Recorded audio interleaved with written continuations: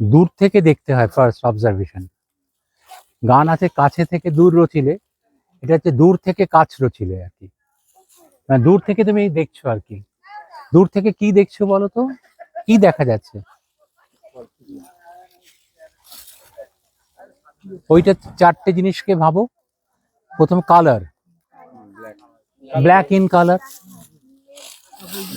এবার হচ্ছে grain size, হ্যাঁ এটা দূর থেকেই বোঝা যাচ্ছে এটা ফাইন গ্রেন।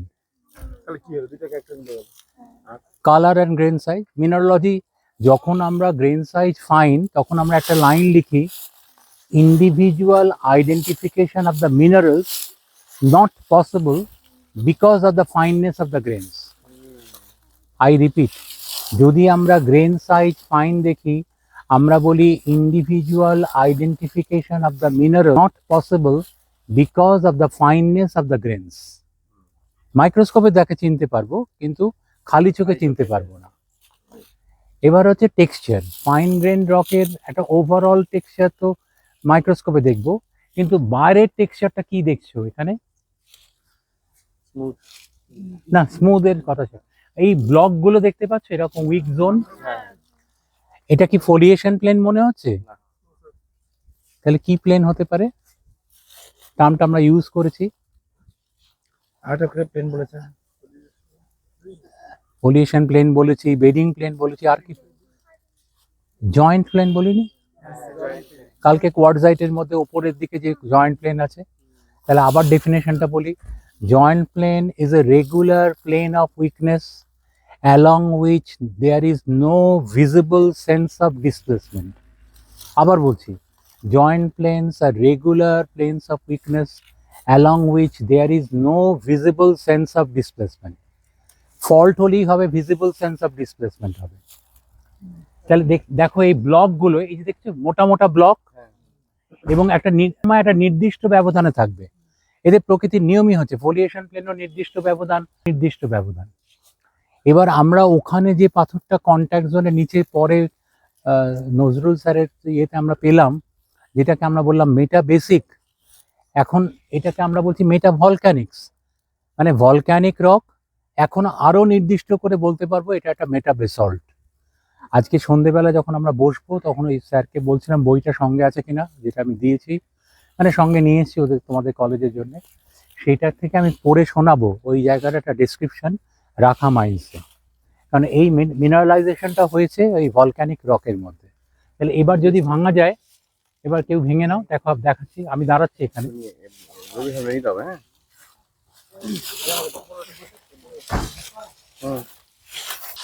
না না, এই তো এইটা থেকে ভাঙতে পারতে, এজ নিয়ম হচ্ছে এইজ থেকে মারতে হয়, এইটা মারতে পারতে,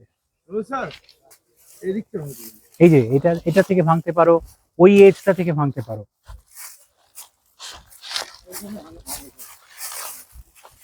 হ্যাঁ,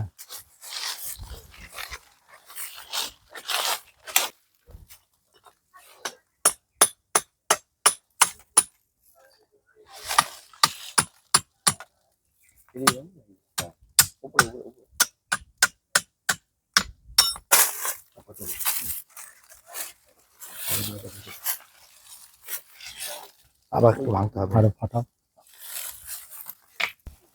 এগুলো যে কপার স্পেকস গুলো, এই যে কপারের যে মিনারেল, কপার কার্বন ম্যালাকাইট, এগুলো কপার স্পেকস। আচ্ছা, এবারে এটা ছেড়ে দিয়েছি কিন্তু। আচ্ছা, এইখানে একটা জিনিস লক্ষ্য করো। প্রথম কথা হচ্ছে এই যে জিনিসটা দেখতে পাচ্ছ ফ্লো এর মতো, যেটা আমরা কালকে বলেছিলাম ডলেরাইটে অনেক সময় দেখা যায় ইন্টার ফিঙ্গারিং রিলেশনশিপ। তাহলে একটা ডলেরাইটটা যদি হচ্ছে, আমরা বলি হিপাবিসাল রক, আর প্লুটনিক রক হচ্ছে গ্যাব্রো, মানে আমার নিচে হচ্ছে গ্যাব্রো, এটা হচ্ছে ডলেরাইট, আর একটা হাত দাও, হ্যাঁ এই হচ্ছে বেসল্ট। তাহলে এইরকম একটা জায়গায় আমার মাঝের হাত আর তোমাদের স্যার বাপ্পা স্যারের হাতটা এরকম রয়েছে আর কি। আমরা সেই স্যাম্পলটা তুলেছি যেখানে ডলেরাইট এবং বেসল্টের ইন্টারমিংলিং হয়েছে।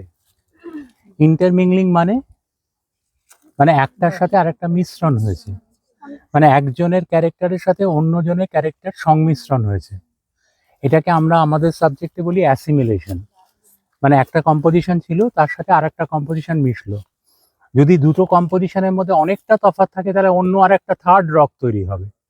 কিন্তু যেহেতু একই জিনিসের দুটো সংমিশ্রণ, মানে ধরো একটা ঘন করে তুমি ডাল বানিয়েছো আর একটা পাতলা করে ডাল বানিয়েছো, এবার ঘন ডালটার, হ্যাঁ রেখে দিতে পারো, ঘন ডালটা যখন দিতে দিতে তোমার ওই লিকুইড পার্টটা কমে গেছে, তখন তুমি ওইখান থেকে দিয়ে হোস্টেলে করা হয় এরকম একটা ঘন, তারপরে মাঝে মাঝে জল দিয়ে ওটাকে আবার যতটা খরচ হচ্ছে আবার ততটাই জল দিয়ে দেয়।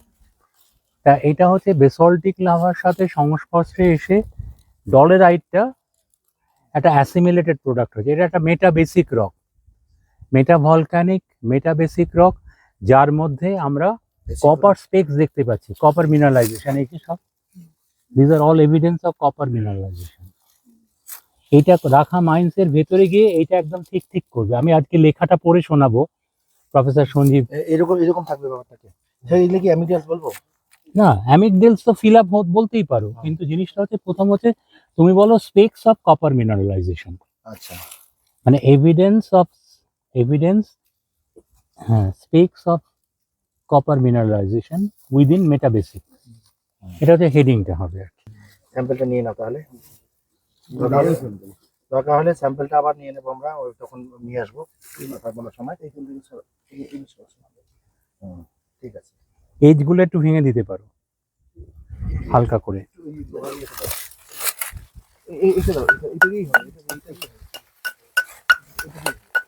এলিমেন্ট যখন এক্সপ্লোরেশন হয় তখন আগে দেখা হয়, যেমন তুমি কোথাও একটা দূরে গান বাজছো, তুমি সেই গান বাজছে কোথায় সেটা তুমি যাচ্ছ, তাহলে সেইটাকে লক্ষ্য করে তুমি যদি হাঁটতে থাকো, যত তুমি কাছাকাছি তোমার আওয়াজটা তত দূরে আসবে, কাছে আসবে, আর যতটা ফিরে যাবে তত তুমি, তাহলে এটা বলা হয় যে থ্রেশহোল্ড বলে যাও। চৌকাঠ থেকে আমরা সোর্সের কাছে যেতে পারি, আর চৌকাঠ থেকে দূরে চলে যেতে পারি। আমরা চৌকাঠে আছি, এর ভেতরে হচ্ছে অ্যাকচুয়াল মিনারেলাইজ জোন। তাই তার মধ্যেও তাহলে এখানে যখন প্রথম, হ্যাঁ, যখন এখানে এক্সপ্লোরেশন হয়েছিল তখন এইগুলো ছিল এই সায়েন্স অফ মিনারেলাইজেশন। আজকে আমি পড়ে শোনাবো এই জায়গাটা কিসের মধ্যে মিনারেলাইজেশনটা দেখা যায়। তাহলে ওখানে যেখানে মানে কপার মাইন আছে ওখানে তাহলে মানে এইটা এই যে এই জিনিসটা অনেক বেশি হয়, বেশি একদম সেই জায়গাটাই পড়ে শোনাবো আমি আর কি। এই বইটার মধ্যে থেকে মিনারেলাইজেশনের পার্টটা, রাখা মাইন্সের পার্টটা পড়ে শোনাবো। বেশ, ঠিক আছে, তাহলে ঠিক আছে, দারুণ এটা। এটা আমরা ওনাকে জিজ্ঞেস করে গাড়ি